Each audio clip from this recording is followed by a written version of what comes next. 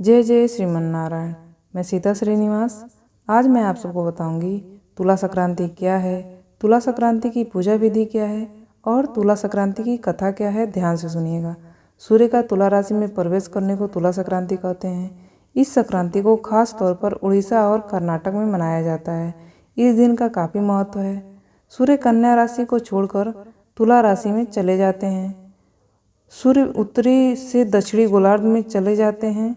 तुला संक्रांति के दिन तीर्थ स्नान, दान और सूर्य की पूजा करने से याचक की उम्र और आजीविका दोनों में सकारात्मक वृद्धि होती है।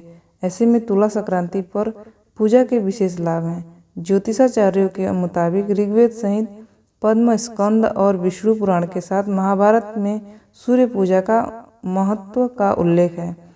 राशि परिवर्तन के समय सूर्य पूजा के लिए सुबह जल्दी उठकर सूर्य को अर्घ देना चाहिए। इस दिन महालक्ष्मी की विशेष रूप से स्तुति करनी चाहिए।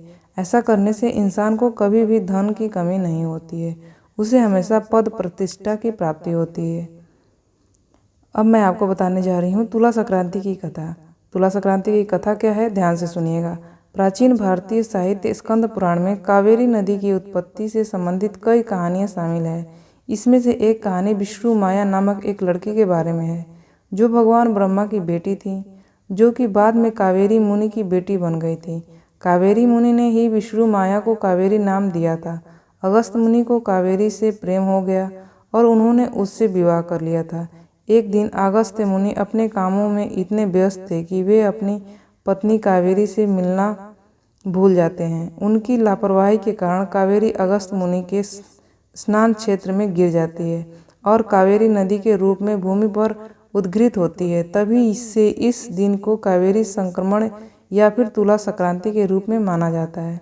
अब मैं आपको बताने जा रही हूँ तुला संक्रांति की पूजा विधि, तो ध्यान से सुनिएगा। तुला संक्रांति के दिन देवी लक्ष्मी और देवी पार्वती की पूजा करें। इस दिन देवी लक्ष्मी को ताजे चावल और अनाज, गेहूँ, कराई, पौधे की शाखाओं के साथ भोग लगाएं। देवी पार्वती को सुपारी के पत्ते, चंदन के लेप के साथ भोग लगाएं।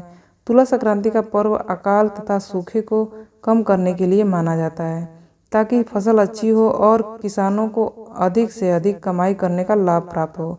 कर्नाटक में नारियल को एक रेशम के कपड़े में ढका जाता है और देवी पार्वती का प्रतिनिधित्व मालाओं से सजाया जाता है। उड़ीसा में एक और अनुष्ठान चावल, गेहूं और दालों की उपज को मापना है, ताकि कोई कमी ना हो।